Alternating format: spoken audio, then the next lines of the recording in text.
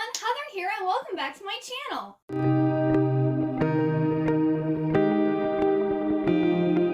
And welcome to anyone who's new. My name is Heather, and I love books. And today we are going to have a short, simple, sweet video.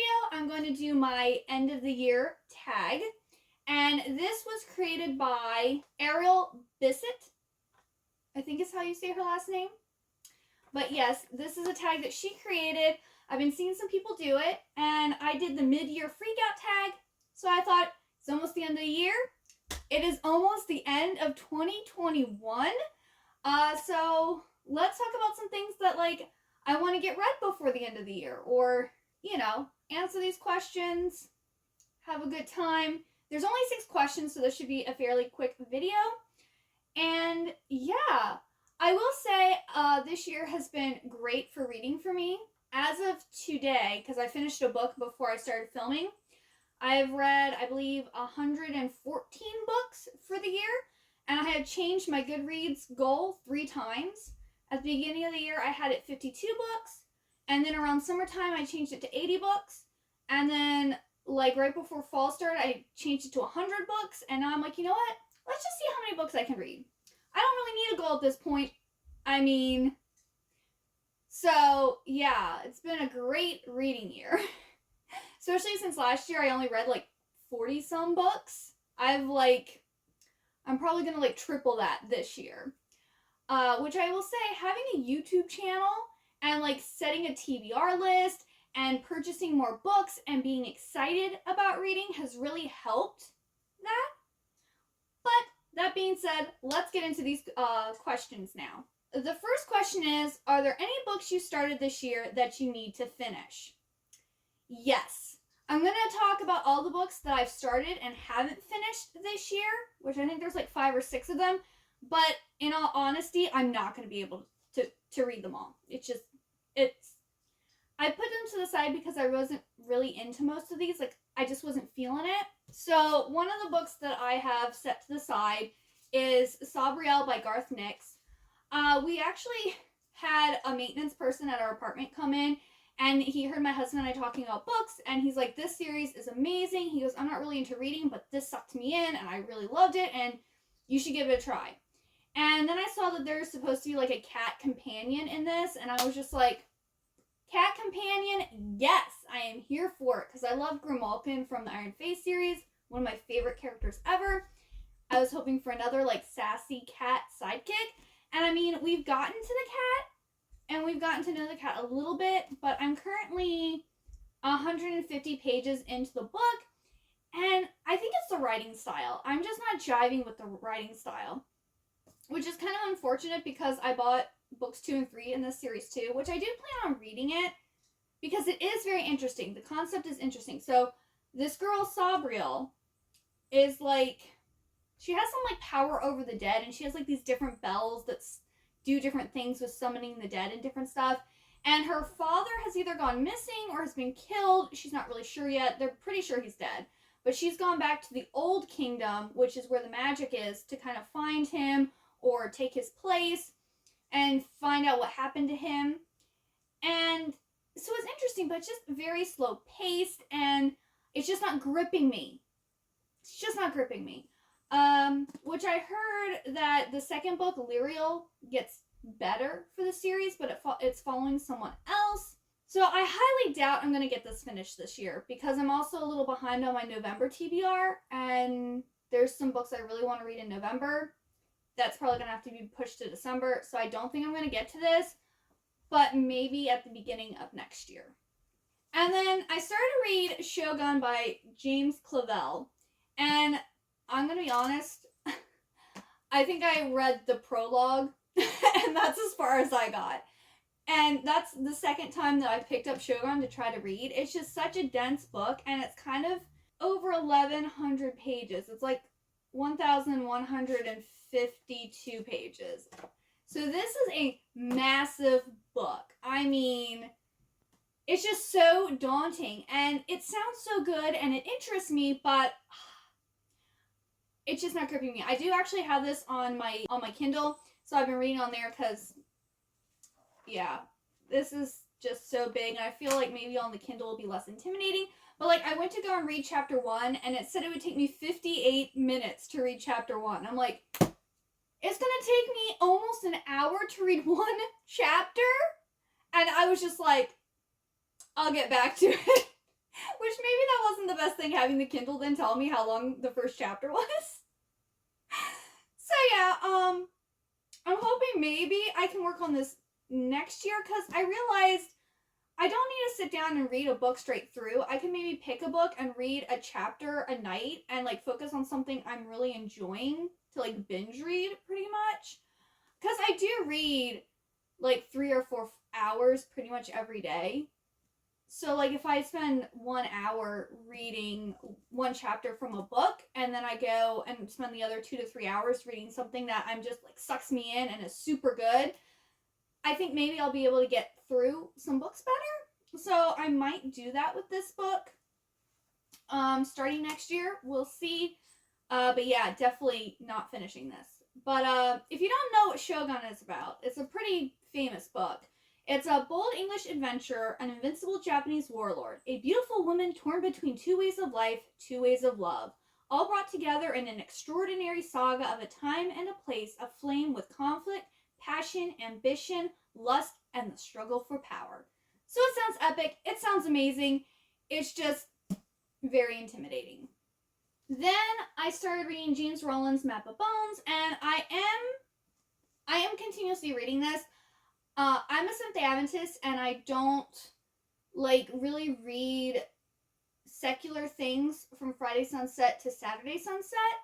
And so a lot of times I like to read these kind of like conspiracy stories that kind of have like a religious undertone to them. So like Dan Brown, James Rollins, they have, there's like some conspiracy over like some religious artifact or a story based around, the Christian religion or whatever. So I kind of like to read those, or I like to read like Frank Peretti, who does Christian thrillers, or Ted Dekker, who also does like Christian thrillers.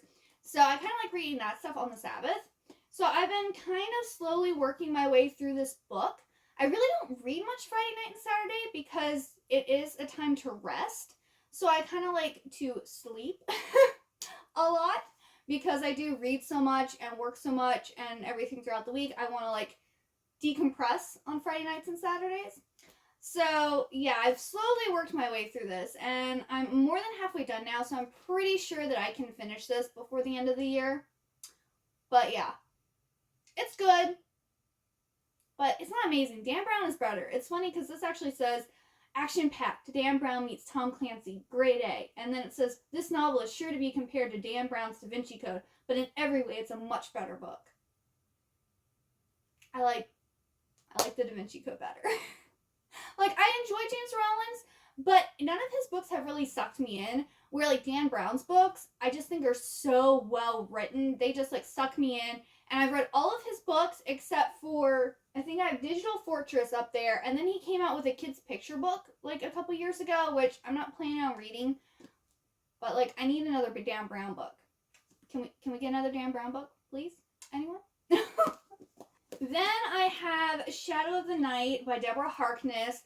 I was planning on reading this in October for the Vampathon, and I read, I think, another like 100 pages in it, and I just wasn't feeling it at all. And I couldn't. Which, I love the concept of this, but the writing is just so dry, and it doesn't flow very well. And this is just my opinion. So it's just really hard to get into. But I'm on chapter 18, and I believe there is, how many chapters? 42 chapters. So I think starting on December 1st, I'm going to read a chapter a day until it's finished, because since it is dry, I figure if I read a chapter each night, I'll be able to get through it, and it won't seem like such a chore. So that's the plan. This Shadow Knight is the second book of the Discovery of Witches series, and it is also, I think, a show on Sundance now. I think it has 2 seasons so far, and season 1 follows the first book, season 2 follows the second book. I haven't watched the TV series yet, but I might like it better watching it on TV than reading it since I don't like this writing style. But yes, I plan to get this done. This is also a book that's being read in a Goodreads group that I'm in. So that also is motivating me to read this book. Then I have Stain by A.G. Howard. And this book, after reading Caraval, I kind of got into a reading slump and I just didn't know what I wanted to read because Caraval was so good that I just didn't know what I was in the mood for. So I picked this up because it's kind of, I don't think it's a fairy tale retelling, but it's like a fairy tale like themed book.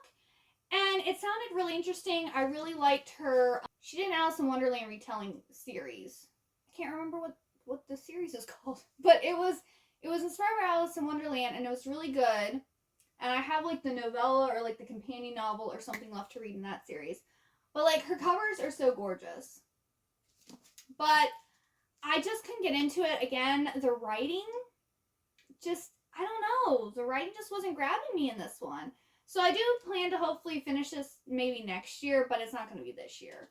I will read the synopsis though because it does sound really interesting.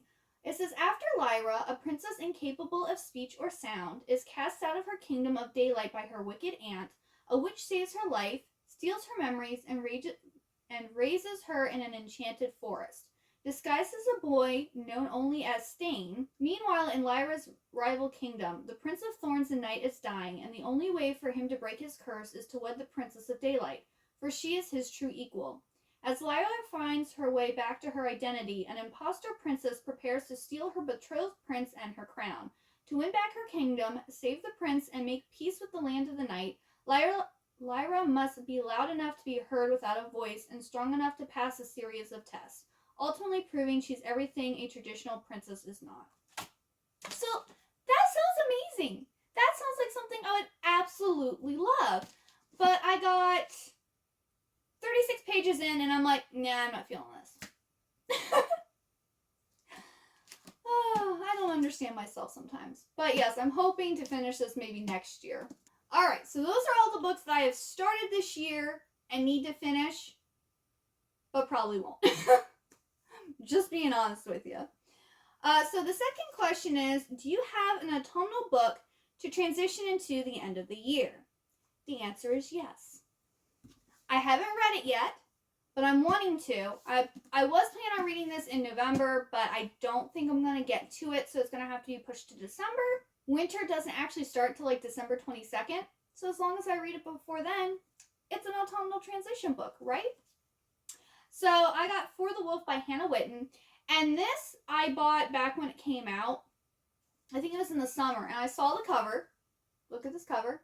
I was like, this is like a fall winter vibe that I'm getting, and yeah, I'm excited for this. I've heard great things about this book.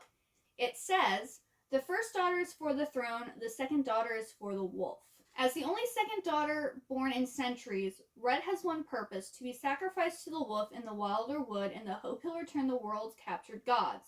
Red is almost relieved to go. Plagued by a dangerous power she cannot control, she knows that at least in the wilder wood, she can't hurt those she loves again.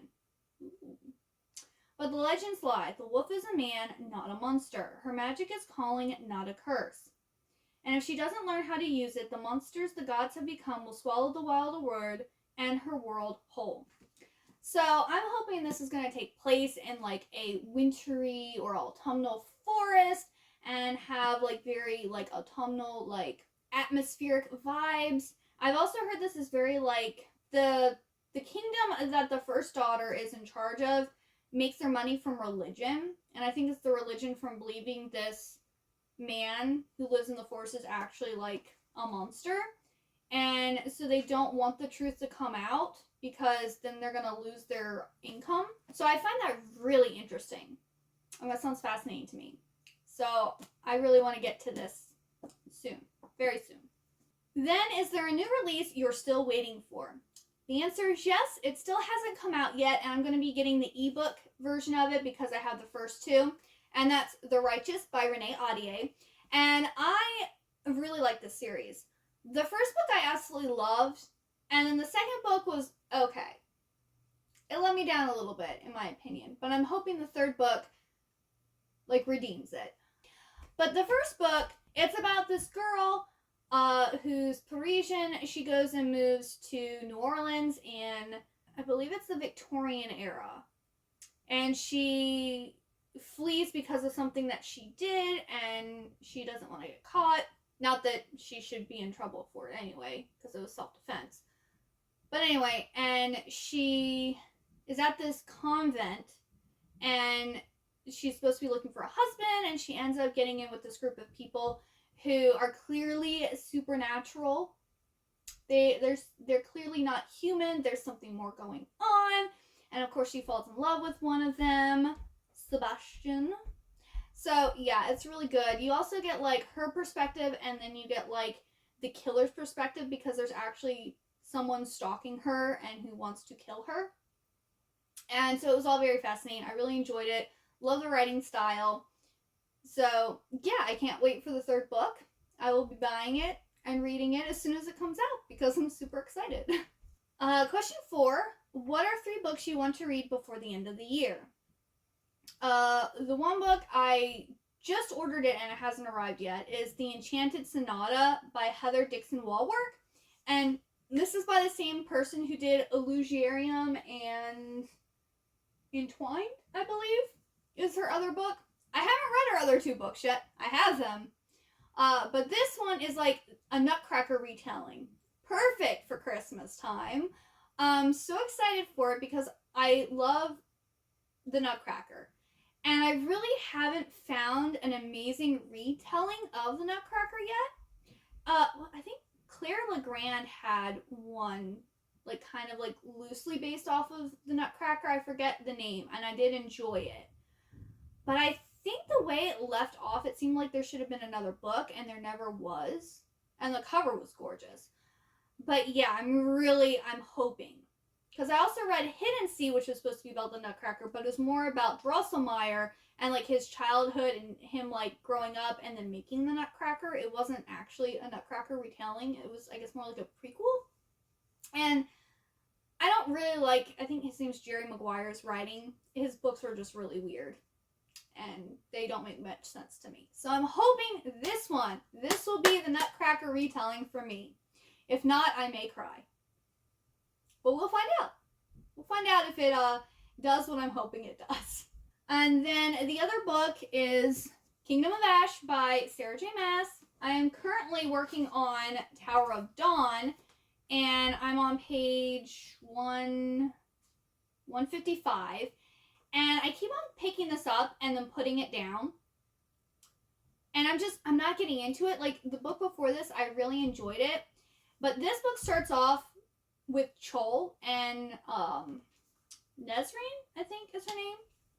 And this is kind of what's happening while what Selena and the fairies and everything are doing in, is it the 5th book? Empire Storms. This is like what Chol is doing while the events of Empire Storms is going on. So this is another like build-up book, very much like Queen of Shadows, which I didn't really enjoy Queen of Shadows that much because it was just build-up work for what was going to happen. And I feel like this is going to be like that, and so I'm just not really getting into it, but I need to finish it so I can read this and finally have the series read. Because this book is almost 1,000 pages.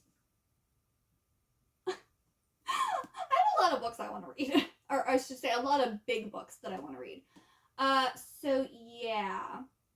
I want to get the Throne of Glass series done by the end of the year so I can catch up with the House of Earth and Blood series. Yes. We will see what happens. But I'm hoping. I am taking a week off in December though. And I'm going to be doing 2 like readathons that other YouTubers are hosting. So I will have a TBR for that coming. And I might be able to work on reading this while also reading all those Christmassy stories. I don't know. We will see. But I want to get this series finally done because I started the series when it first came out. And then I just life happened. So I've been working through the rest of the book slowly this year to get them done, and I am going to finish it. Please hold me accountable. If I don't finish this, I don't know what you can do, but hold me accountable. And then the third and final book I want to get read is American Royals #2 Majesty by Catherine McGee. This is another one I have as an ebook, and this is the second book in a duology, and it's a retelling of, or reimagining. It's what if George Washington had been made king instead of being made president, and this is about his ancestors, modern day, and kind of like all of the drama and everything that has to go with being royal. And yeah, this is another one that's also being a book in the book club that I'm in on Goodreads, and I'm super excited to finally read it because I read the first book back in September, October? I don't know. I don't remember. I read it, devoured it, and I was like, oh, I need the second book, and I just didn't get to it, and then they chose it as a book for the club, and I'm like, we're doing it. It's happening. So yes, getting that one read. So then question 5 is there a book you think could still shock you and become your favorite book of the year? The answer is yes. These Hollow Vows by Lexi Ryan. So this is a fairy story, and this is the beautiful Fairy Loot edition that I have here. It's very fall. I could probably also use this for the fall theme, the autumnal transition book. But it's basically like a fae romance novel. And people said if you like Sarah J. Maas, you'll love this. I don't know if this is a standalone book or if it's the first in a series, but it just sounds so good. It says, go to the Sealy Court, find the Queen's secret portal to enter the mysterious, dangerous place in Fairy. Find my sister and rescue her from a power-hungry king. Child's play. So this also kind of sounds a little bit like the Iron Fae, because in that, Megan goes to save her younger brother Ethan. And I love the Iron Fae series. It's one of my favorite all-time series ever. And it has fairies in it. And reclaiming your siblings and falling in love with a hot fairy prince. So if this is well written and it's actually like has a great story and characters and everything, this should be a new favorite book and or series. I just don't know if I'm actually going to get to it before the end of the year because it's on my November TBR list, but yet again, I'm behind, so I don't know if I'm going to get to it or not. We will see. But yes, this I think could be a new favorite when I get to it. And then the sixth and final question is, have you already started making reading plans for 2022? The answer is yes. I am planning lots of stuff. I will be making a channel update and like 2022 like reading goals video that will be coming at the beginning of January to kind of let you know what to expect on my channel. There's also going to be a video about a book club that I'm going to be starting. And yeah, so there's a lot of stuff coming in 2022. And I'm making plans. And I hope it's going to be exciting. I hope you guys, if you haven't already, subscribe to my channel. Also hitting that bell. That way you know when I post videos. I generally do it twice a week. So yeah, that's the end of the year book tag. I hope you enjoyed this video. If you did, please give it a big thumbs up. And I hope to see you next time, which the video after this will actually be me decorating my little book corner for Christmas. I hope you look forward to that video, and I hope to see you next time. Bye-bye!